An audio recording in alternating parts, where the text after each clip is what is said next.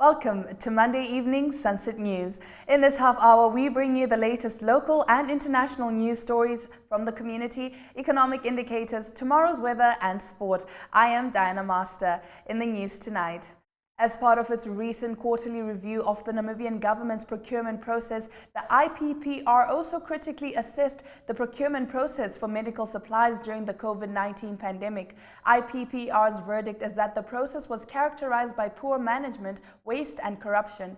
According to the Procurement Tracker Namibia, the poor procurement policy of the Ministry of Health and Social Services was to blame for a shortage in supplies and in some cases even a total lack of medicinal stock at the Central Medicine Store. The Office of the Prime Minister spent an amount close to 1.4 million Namibian dollars on services that were procured outside the procurement process, and the MHSS spent approximately another 4.6 million Namibian dollars without remaining compliant with the procurement regulations. This could be mainly ascribed to supplies running out, which caused these supplies to be brought on a just-in-time basis. That non-compliant process incurred massive price jumps and thus over expenditure. Lucia Witbooi, SWAPO Member of Parliament, said the ruling party cannot be blamed for the lack of decent housing and sanitation, which has landed hundreds of Namibians on dumping sites such as the Kupferberg dumping site, where they are forced to live and eke out a living. Witbooi, who on Sunday led a team of SWAPO cadres to share food with the homeless in celebration of a belated Independence Day, told Namibian Sun that SWAPO has done a lot to uplift the Namibian people and giving food to people is not wrong. She said, "There is a reason why we should celebrate the 32nd Independence Day. We cannot say there is no reason to celebrate." In our next story, the Agricultural Ministry has confirmed that thus far it has sufficient pesticide in stock to deal with the outbreak of brown locusts in the Karas and Hardap regions. The locusts have already infested 1.2 million hectares in the Karas region and 300 hectares in the Hardap region. We do not buy a lot of it, but we do get enough to cater for the outbreaks based on our assessments on the ground, inclusive of both regions and any other type of crop pests, spokesperson at the ministry, Jonah Musheko, said. The ministry has distributed pesticides, mounted vehicle sprayers, protective gear, mist blowers and camping materials to the Karas and Hardap regions for use. Botswana's Ministry of Health and Wellness says scientists have detected a new variant of Omicron in the country. The preliminary finding of this new sublineage in Botswana has been designated as Omicron BA.4 and BA.5. The 4 cases are currently being monitored to gather more information about the potential impact on disease spread and severity. The cases comprise residents and non-residents aged between 30 and 50 years, 2 being non-residents who had a recent travel history. The 4 are fully vaccinated and have been experiencing only mild symptoms. The same new sublineage has also been reported in 3 other countries. 2 rapes were reported again last week. According to the Namibian police report, a 6-year-old girl was allegedly sexually assaulted by a cattle herder in the Ohangwena region. It is alleged that the girl was coming from school and was grabbed by the arm by the suspect. The latter allegedly pushed the girl to the ground and inserted a stick into her private parts. The 6-year-old suffered injuries and received medical treatment. Thus far, no arrest has been made. The Ministry of Health and Social Services is aware of a notice at South African border posts that Namibia's vaccinated cards are no longer accepted as proof of vaccination. Instead, the neighboring country requires a digital vaccination certificate with a QR code, something that the ministry says it currently can't produce. According to the South Africa's updated and gazetted travel requirements, travelers who are fully vaccinated must, upon arrival at the country's border, produce a valid vaccination certificate. Unvaccinated travelers must provide a valid certificate of a negative COVID-19 test recognized by the World Health Organization and which was obtained not more than 72 hours before the date of travel. After the break in our community news segment, we take a look at the Vindhoek Carnival. Stay tuned.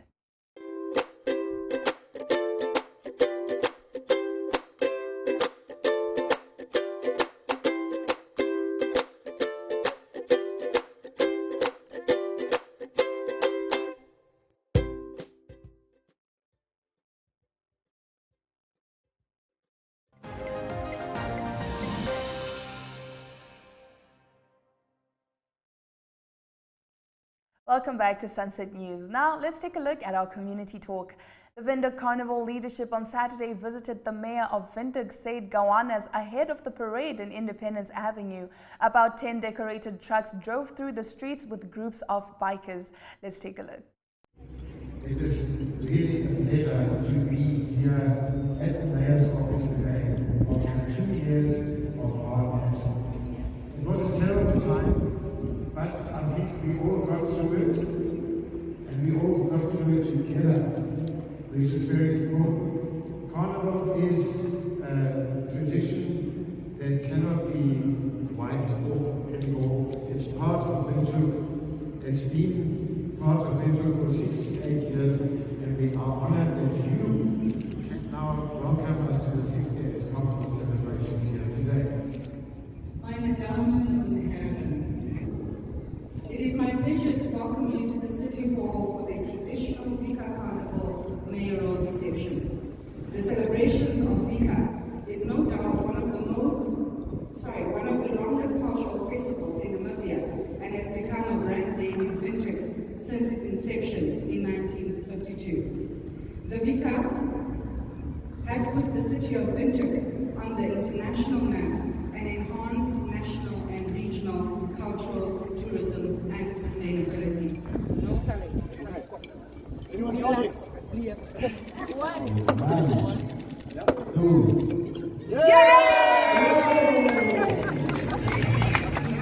Cheers. Vika! Vika! Vika! Vela! Live! Vela!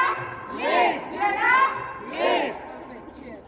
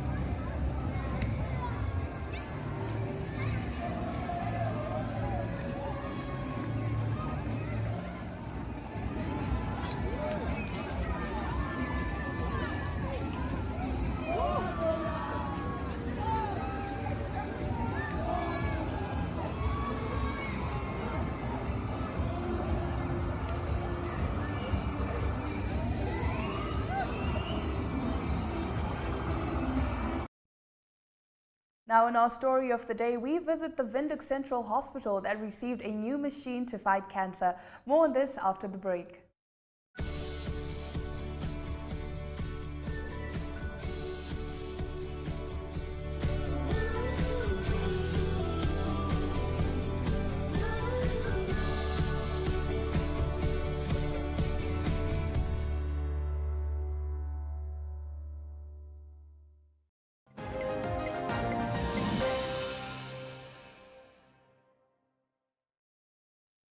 Thank you for staying with Sunset News. Now, the Windhoek Central Hospital received a new ortho-voltage radiotherapy machine that will allow skin cancer patients to receive effective and affordable treatment while significantly cutting their waiting time. Yolanda Nell has more. The International Atomic Energy Agency recently donated to Namibia in the aims to help combat skin cancer in the country. Late last year, the IAEA delivered a new ortho-voltage radiotherapy machine, a machine that uses radiation to kill cancer cells, to Namibia's Windhoek Central Hospital. As a result, over 600 skin cancer patients per year can now receive medical care for skin cancer. Before the arrival of the new machine, patients with skin and other superficial cancers in the country were treated with more penetrating radiation beams that are usually used to treat deeper-seated cancers. The machine in the public sector will allow Namibian oncologists to offer treatment to more patients, which in particular will benefit people with limited access to care. Yolanda now checks in with the CEO of the Cancer Association of Namibia, Rolf Hansen. Orthovoltage radiotherapy is a low voltage radiotherapy unit that is ideally and preferably used for low voltage treatments such as skin lesions, sometimes in bone cancer, and especially in palliative care treatment. So as Cancer Association, we are very much excited and thankful to the International Atomic Energy Agency, IAEA, who has donated this obviously to the Ministry of Health and Social Services. We do have a big problem with skin cancer in Namibia, although not all skin cancers are invasive and deadly, like basal cell and squamous cell carcinoma. They can do a lot of harm, and therefore, because general skin cancers are most prevalent, it is a very beneficial tool to have for the treatment of cancers. We also have a huge problem with Kaposi sarcoma in the country, predominantly immune suppressed patients, HIV positive patients that struggle with Kaposi sarcoma. So you will also have the orthovoltage radiotherapy unit that will be ideal for this treatment. And then also for palliative care patients where pain management and just maintenance is required, this machine will also be beneficial. So yes, as Cancer Association, for the cancer fighting community, for our patients, we are very excited and thankful for this donation to the Ministry of Health and Social Services. Now, after the break, we will be back with economic news where we look at currency stock levels and how they are maintained. Stay tuned.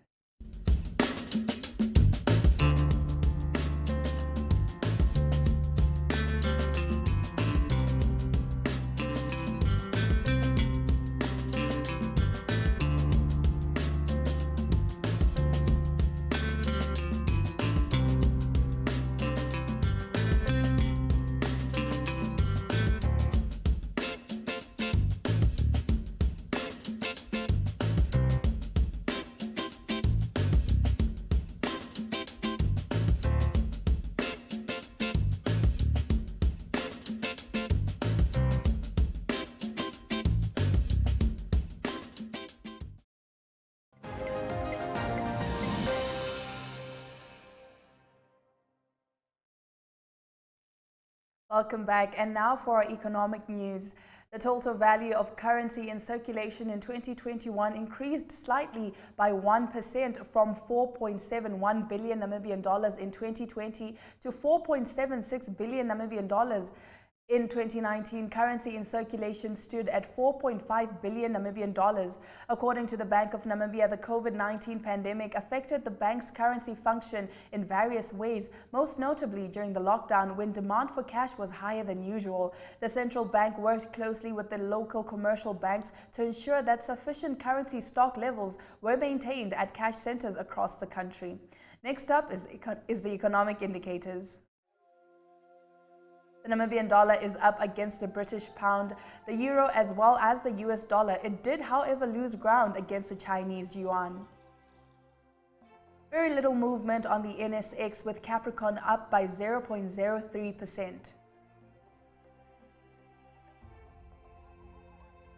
The local index is down with 0.05%, but the overall index is up with 1.61%. All commodities are up, gold with 0.475 and oil with 0.98%. After the break, we take a look at the weather predictions for tomorrow. Stay tuned. Choose your Flex package with Paratus today. Sign up for ultra-fast fiber with the convenience of mobile LTE. That's 2 products in one bundle. It's new, it's one bill, and you can stay connected in more than one location. For more information, visit paratus.africa/NA. Always prepared. Paratus.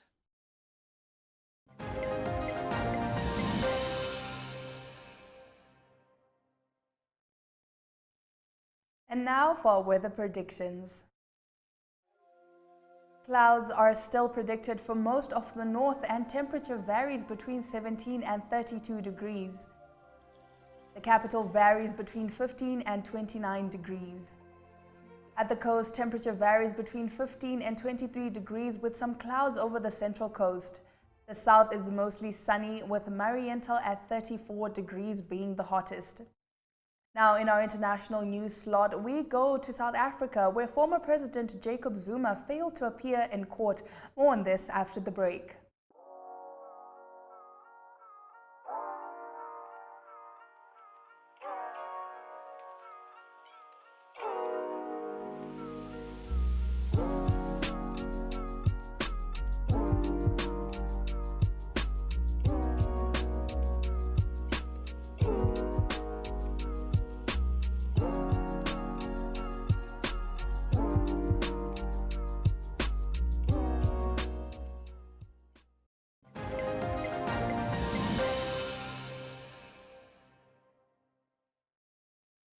Welcome back. Now, a South African judge has postponed former President Jacob Zuma's corruption trial pending his appeal to the Supreme Court to have the lead prosecutor removed. The former president failed to turn up to Monday's hearing at Pietermaritzburg Court, saying he was too ill to attend. Mr. Zuma faces multiple charges of fraud, racketeering and money laundering relating to a $2 billion arms deal in the 1990s with a French company. He has denied all the charges, calling them a witch hunt by political rivals. The BBC's Shingai Nyoka in Pietermaritzburg says the court will reconvene on 17 May to determine the way forward. Last July, violent protests broke out in parts of South Africa after Mr. Zuma was arrested in a separate case. Numerous legal charges have caused long delays and postponements in this highly anticipated trial. Now, after the break, in our sports news, we have cricket, mountain biking and rugby. You don't want to miss this.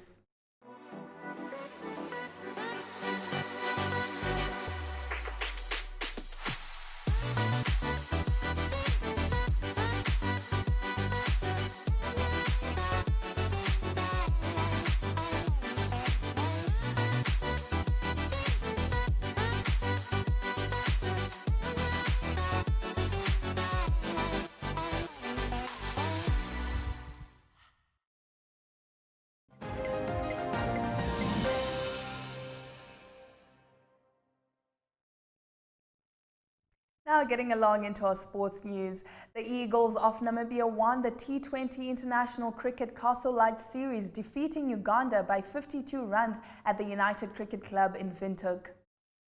Namibian mountain biker Drikas Coetzee won the Munga Tankwa Grit 500 km MTB event in a time of 22 minutes and 17 seconds on Saturday in the very cold weather in the Western Cape near Ceres. Namibia got their hunt for the 2022 Under-20 Barthes Trophy after the very best of starts as they thrashed Ivory Coast 62-0 in the opening game of the knockout tournament to successfully book their place in the semi-finals of the continental competition. Now, after the break, we will get into the highlights from today's broadcast.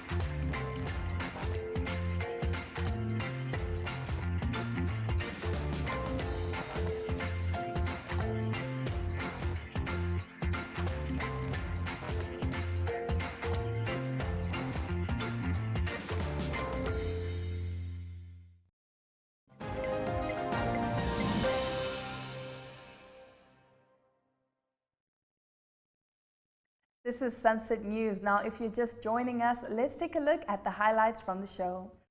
As part of its recent quarterly review of the Namibian government's procurement process, the IPPR also critically assessed the procurement process for medical supplies during the COVID-19 pandemic.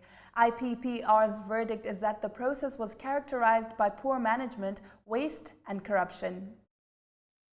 Lucia Witbooi, SWAPO Member of Parliament, said the ruling party cannot be blamed for the lack of decent housing and sanitation, which has landed hundreds of Namibians on dumping sites such as the Kupferberg dumping site, where residents are forced to live and eke out a living. The Agricultural Ministry has confirmed that thus far it has sufficient pesticide in stock to deal with the outbreak of brown locusts in the Karas and Hardap regions. The locusts have already infested 1.2 million hectares in the Karas region and 300 hectares in the Hardap region. And with that, we have come to the end of the broadcast. Now, make sure you join Sunset News on Facebook and on all the NMH platforms on weekdays, as well as on our website, oneup2.com. Remember, Sunset News screens on DSTV channel 285 and GoTV channel 94 every weekday from 7:30 to 8 p.m. I am Diana Master, and this has been Sunset News. Don't end your day without us. Ladies and gentlemen. Yeah, welcome to another exciting edition.